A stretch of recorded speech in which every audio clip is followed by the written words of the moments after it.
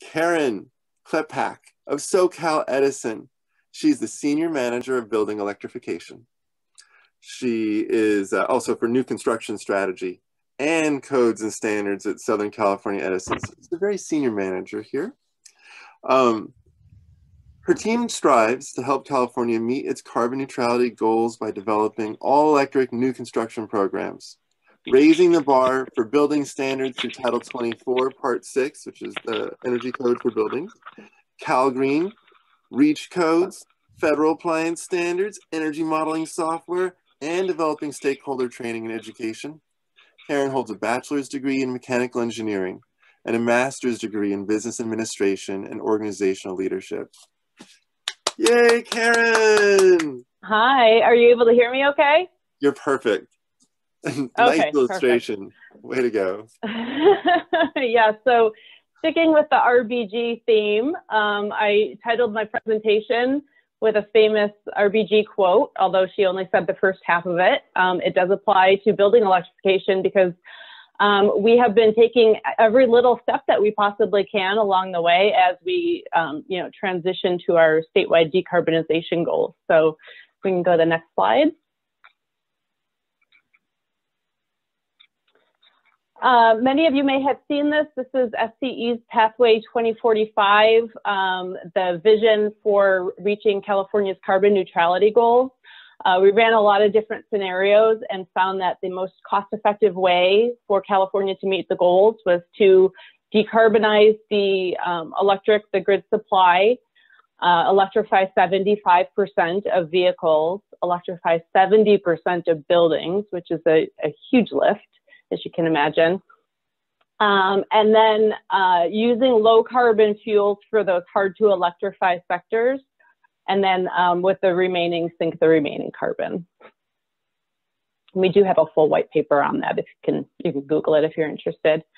So we have been actively turning over all the cushions in the couch, looking for spare change, trying to find any way that we can deliver electrification programs. We've leveraged the EE proceeding to the extent where we can. We have proposed some programs in the low income proceeding. I gave a list here, although there are some other initiatives going on outside of what we've proposed, like the SGIP program has heat pumps in it as well. But what we did is we have the California Advanced Homes program, the CLEAR program that's for wildfire rebuilds. In the low income proceeding, we've proposed 2 pilots. One is retrofit and one is new construction, and we're waiting to hear on those. We also have a heat pump incentive offering through the Home Energy Efficiency Rebate Program in the EE proceeding. Many of you may have seen that if you're on the building decarb distribution, where you could get a $200 50-gallon Ream heat pump at Lowe's. And then we have the Clean Energy Optimization Pilot, which was our first greenhouse gas-based pilot program, and that's using cap and trade funds. And we also have proposed a program that would incentivize controls for smart heat pump water heaters. Next slide, please. So the CAP program, this is a statewide residential new construction program, was offered by all of the IOUs. It has since been retired because we are gearing up for the statewide new construction programs that PG&E will be leading. So the other IOUs have retired this program. However, SCE leveraged the opportunity to turn this into an all-electric program to help fill that gap for home builders in the meantime until we get that statewide program up and running from PG&E. So we filed a PIP addendum to show the cost effectiveness of all electric new homes. Still has an energy efficiency requirement for at least an EDR of 2, and the requirement is that there's no natural gas on site. So this program offers for home builders $2,000 per home or $1,000 per multifamily unit. Next slide. We also have our CLEAR Wildfire Rebuild program. This was a program that was rolled out under the 2016 code, and that graphic at the bottom shows the current program under the 2016 code. So It uses CAP as the underlying program, as well as money from SGIP.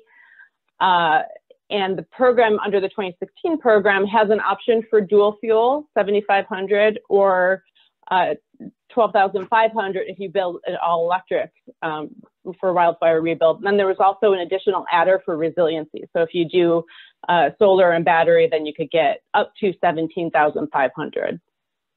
What we are doing with this program is we are working to update it to include residential rebuilds that are under the 2019 code, and also expand it to include other fires that have occurred since. And this is also intended to fill that gap until the statewide wildfire rebuild program becomes available. Next slide, please.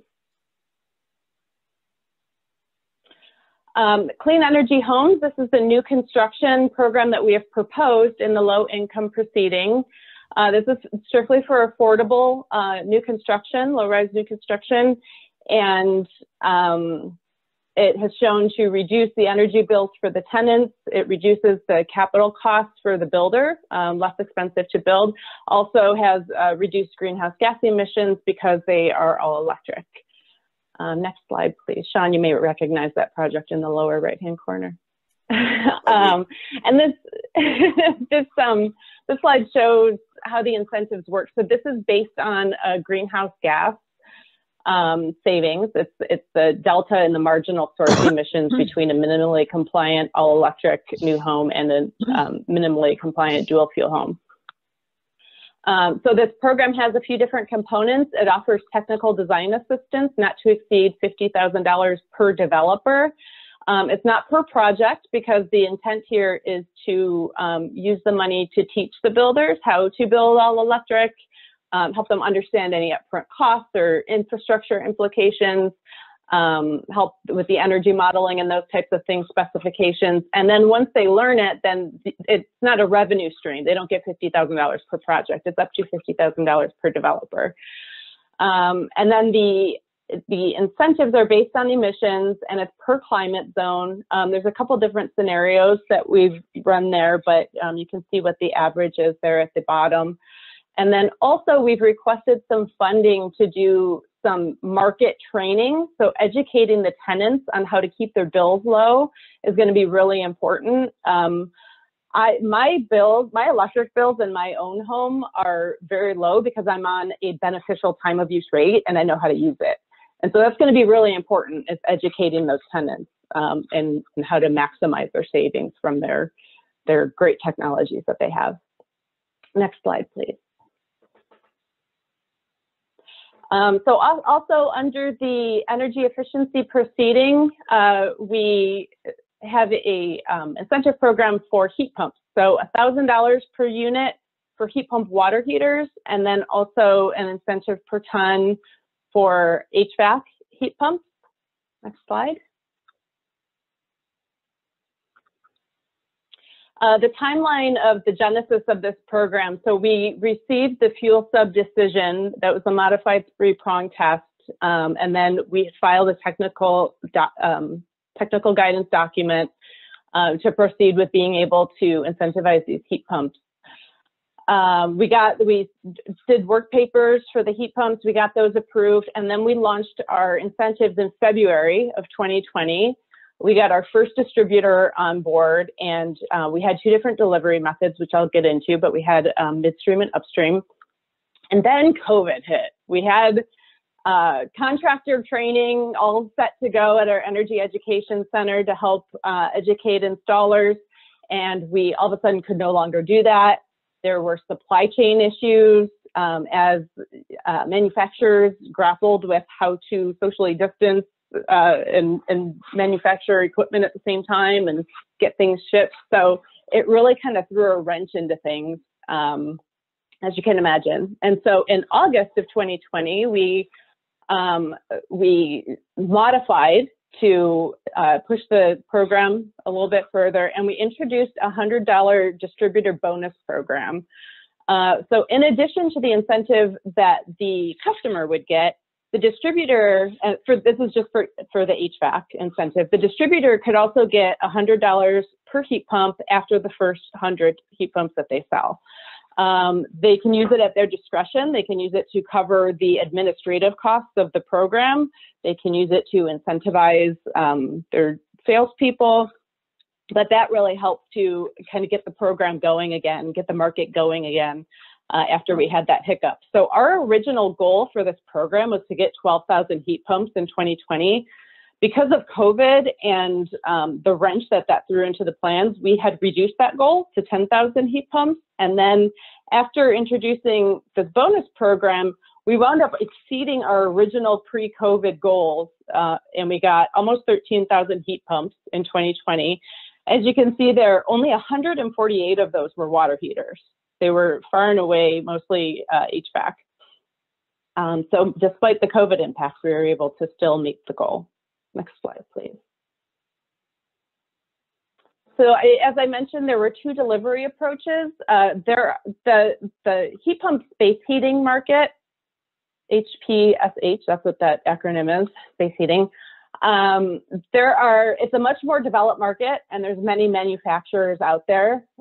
So for that, rather than go to the manufacturer level on that, we incentivize distributors.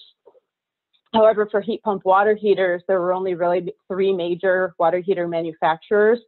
So the model that we used for water heaters was Upstream, and those were the units you may have heard about that were being sold at Lowe's, and they're also available through distributors. Some of the challenges that we ran into is that the manufacturers work at a national level, and they're not necessarily acquainted with California's programs and the administrative burden of participating in California's programs. However, they can be very instrumental in training the midstream market actors.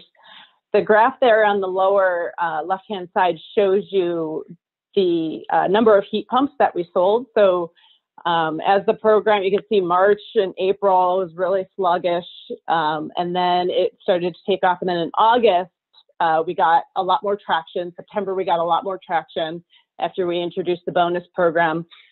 And then it started to taper off at the end of the year. And there's a couple of reasons for that. One, people mostly buy HVAC during the cooling season. So that the end of the cooling season was in September. So that's why you saw the drop off there. Also, there was a little bit of uncertainty towards the end of the year because this program is only meant to fill the gap until the statewide programs become available. And SDG&E is going to be the lead for HVAC programs going forward, and that was expected to, initially expected to be ready in the beginning of 2021. I think that may have been pushed back a little bit, so we will continue to offer this program until that statewide program becomes available, but there was also some uncertainty towards the end of the year as far as whether these would still be available. Next slide, please. So lessons learned, the heat pump space heating market is much more developed, so we really need to focus on heat pump water heater market. HVAC installers are better acquainted with heat pumps because of local AQMD efforts that have been increasing gas furnace standards. So we kind of hear sometimes that, well, you know, we can't put heat pumps into the standards because the market's not ready. Well, it's kind of a chicken and the egg. Maybe the market's not ready because it's not in the standards. So that's what we've seen between the water heaters and the HVAC. And the HVAC manufacturers have been developing technologies to easily swap out furnaces. We initially onboarded 20 HVAC distributors. However, only a handful of those were really active. And so we have some more work ahead of us to bring up those underperforming distributors into the program. We found that the distributor channels were better suited to facilitate incentives with the HVAC versus the manufacturer model. And then, let's see, before the program, heat pump water heaters were really special order, which obviously does not work if your water heater goes out. You need it very quickly. So before the program, because it's such a costly item, the retailers weren't stocking them. So the program really helped to, since it was at a discounted rate, make those available to the market much faster. There's training that we have to do. I recently put a heat pump into a heat pump water heater in my own home, and I actually had an installer, several installers really tried to get me to do tankless, but one installer in particular kept referencing, well, you should do tankless because that's what they do in new construction. It would have cost me more than the heat pump to do tankless because I would have had to upsize my gas line.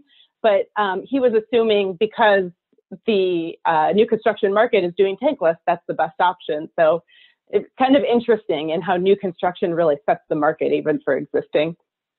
And then driving consumer demand through marketing and education. Next slide, please. So some pros and cons for upstream versus customer incentives. For mid and upstream, Reaganomics don't always work. It doesn't always trickle down to the customer. When I did my my own heat pump in my home, I had to specifically ask for the SCE rebate, both at the time that I got the quote and when I got my final invoice at the end. It wasn't included, so I possibly might not have gotten it if I didn't know about it and ask about it. Also, we had a chat. What's that? That's very ironic considering you're the manager, the senior manager. Yeah. Yeah. Which I didn't always reveal when I got quotes. So it was pretty interesting to hear the information that was out there with contractors. We also had challenges with big box retailers because they're driven by sales numbers. So if a Lowe's in SCE service territory is selling heat pumps for $200 and another one is selling them for $1,200, the store that's selling them for $1,200 is going to look better as far as the manager of that store because they have more gross sales. So that was a challenge that we ran into there. Also, there is an unintended consequence of buying one for $200 and returning it elsewhere for $1,200. The hardware stores have very, very good return policies because contractors don't usually carry around their receipts or keep their receipts. So that's something that they need to protect against, and their systems were just not set up for that kind of tracking. So we wound up going to the distributor, instead of the retailer, moving customers over to the distributor model. However, when you pay the customer, on the other hand, there's equity issues. If the customer gets the incentive, they have to front the cash. So if you don't have the cash, then it's difficult because you have to buy it, fill out the paperwork, and wait. Financing, you still have to have good credit for. So there's pros and cons to each of these. If the IOUs pay the incentive up front, then we're having ratepayers take on the risk. So that's not ideal either because we need to be good stewards of the ratepayer money. An interesting thing that we tried with the heat pump program as well is that we had a targeted marketing strategy for vulnerable customers. We added a $1,000 kicker to the HVAC heat pumps for seniors, medical baseline, high fire area, and PSPS customers. We did marketing. We had our call center set up to take calls. We had a very high click-through rate on the emails that we sent. We got 0 calls. So it just kind of went to show that customers, the self-service model for HVAC units is really better served by the installers. Next slide, please. So we're in a time of transition in California. We're making the shift from EE to decarb. And in one proceeding, we're trying to get rid of gas. In another proceeding, we're still incentivizing gas. So we're in a really interesting time of transition right now. We found that it's a really heavy lift to get the scale that we're going to need to meet our goals through EE in the way it's currently structured, because we really need to focus on market transformation for carbon. We are also moving from the Z&E model, and we're not really discussing Z&E anymore. It's more of a focus on grid harmonization and when you're using energy and how you're using energy. So you can have an inefficient building and throw a bunch of solar on it and have it be Z&E, but what we really want is load flexibility and having customers be able to respond to price signals. My electric bill on my home was $35 the last 2 months. as I mentioned, because I'm on a TOU rate. And that's with an electric car, by the way, too. Not that I'm driving a lot. But next slide. So these are photos of my technologies that I have in my personal residence. On the right, as I said, I just got a heat pump water heater. It's in a 2x2 closet. It takes the hot air in from the attic and blows it out through the door. That's actually a louvered door now. I changed it out. I also got induction cooking. On the left-hand side of the screen, you'll see a furnace that I got in November of 2016. I live in a 1957 home in climate zone 6. I did not have any air conditioning, and we're having more and more days where that is uncomfortable. So I wanted to add AC in 2016, and I participated in the Energy Upgrade California program. So I replaced, my furnace was old but working, but I replaced it and then got AC as well. And now it is the only reason that I'm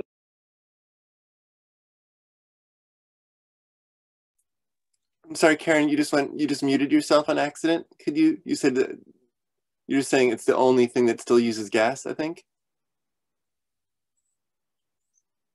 Karen, we can't hear you. You just muted yourself.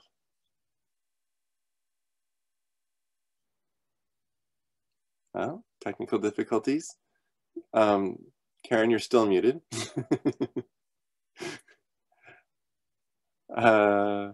Amanda, are you hearing anything from her? Is she like calling you or something? I'm not hearing anything. Karen just says that she lost audio. She put that into the Well, Karen, you could call in. You could use a telephone if you have one.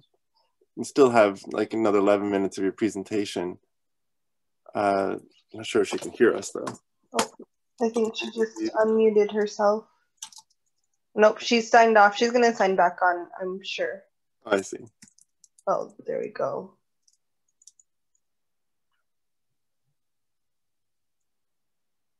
Okay, well, we'll just take a break. My wife just delivered me a hot tea, which is pleasant. She milks a cow in the morning. She's my hero. She's amazing. Milks a cow, manages 100 livestock and like 100 pigs and 40 sheep and a bunch of cattle, and can like drag a cow or a steer to the ground. She's one of those people. We discovered when we did, she did the genetic test, and we found out that she has special genes that would qualify her for Olympic level gymnastics. And she used to be an Olympic level pole vaulter. Hello? Karen, great. Okay, back to you. Sorry about that. I'm on my phone for audio and my computer. Yeah, no, but it's Zoom. Yeah, I'll blame Zoom. Anyway, so I'm sorry about that. As I was saying, on the left-hand side, so I added AC, I got a new furnace in 2016, and now because I've electrified my other end uses, the furnace is the only thing that is still tying my home to a gas line. I really kind of, and as you can see in the left-hand side, it's not just, I mean, it's also the emissions that come from that entire methane leakage life cycle. So I really would love to be able to cut the gas line to my home entirely, but because I participated in this EE program that put a new furnace into my house, now I'm still connected to the gas system. So I'm going back and forth about whether I cut my losses on a 5-year-old furnace and just get a heat pump, but that's not only a waste of my money, it's a waste of the ratepayer money. So these are the kind of predicaments that we're putting our customers in by still incentivizing carbon emitting appliances. Next slide, please.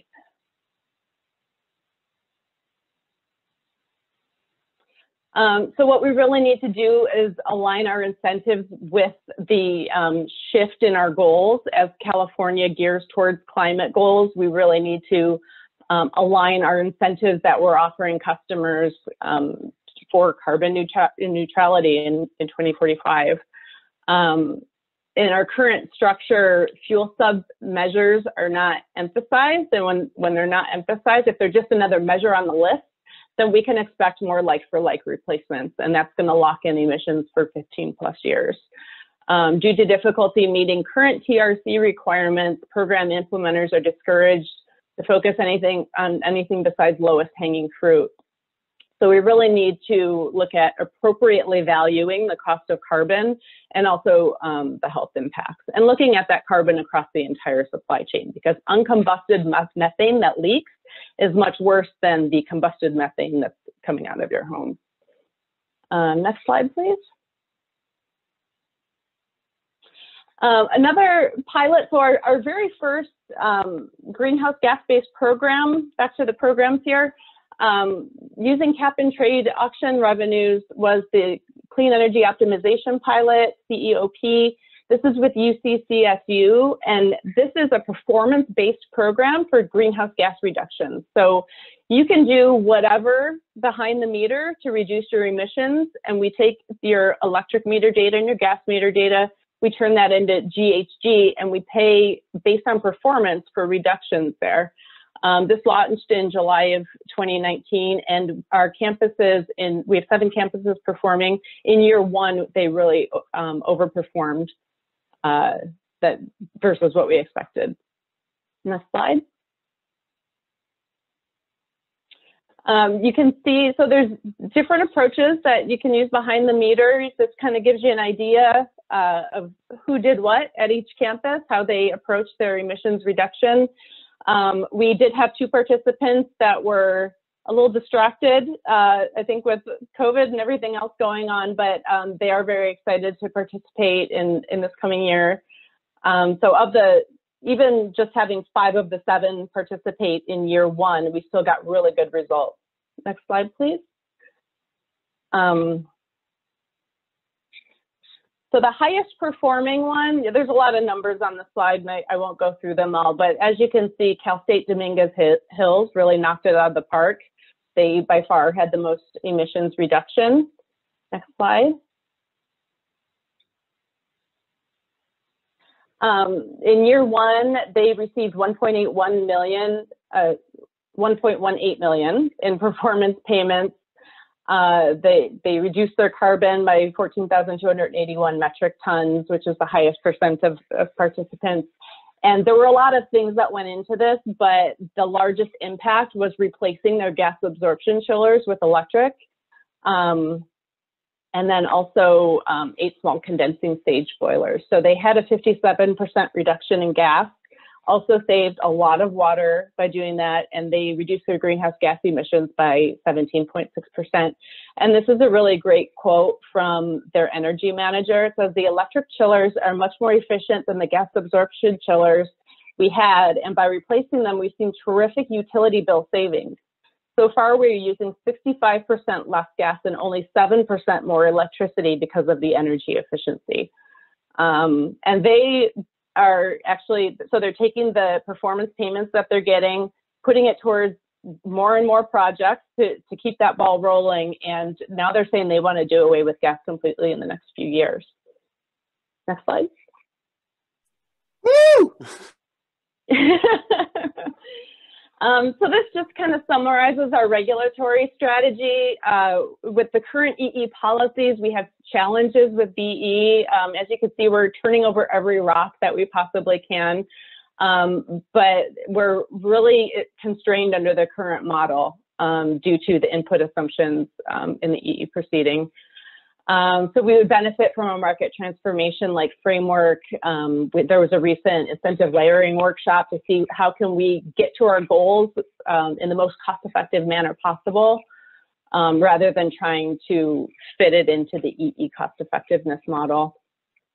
And what we do at SCE, as you can see, like from the CAP program and other programs that we've turned into all-electric programs, is that we will look and see what the statewide programs, when those come out, what they are, and then we try to fill all the gaps where we can. So if there are, we identify those barriers, we identify those gaps, and we try to fill them all in with local programs if needed, if those customers are not being served. We also created an energy equity and access team within our regulatory affairs group to protect those least able to transition, because they won't necessarily be served by the free market. And we don't want them to get stranded with high carbon costs. So we created an entire team just to focus on equity and access. And then within my team, you know, we work on the energy codes. We're looking forward. We work on REACH codes as well, which we're looking forward to a very active 2021 there, and continue to try to drive things forward. And then we just have active engagement with all stakeholders. Next slide. I can probably breeze through these last couple slides pretty quickly. Reimagining the Grid, this is a recent white paper we came out with. It basically just says, instead of taking one book of design standards to design the same way everywhere, what we're doing going forward is we're making the grid more modular, and we're designing differently in different areas. So in the Inland Empire, where there might be a high level of electrification because of trucking, we might design the grid a little differently there than we would in other areas. In high fire areas, we are doing covered conductor, fire resistant poles. So we're really looking at the local situation when we design the grid, which is different than how we've done it in the past. And we're putting in sensors and communication so that we can, you know, change course if need be. If there's a fire in one area, we can, you know, serve from a different way. We can cut off. We're making the grid much more modular. Next slide, please. And thank you, Sean, for asking me to do a building electrification presentation on a very windy week, because we always get questions about PSPS and building electrification. So we have to be able to walk and chew gum at the same time.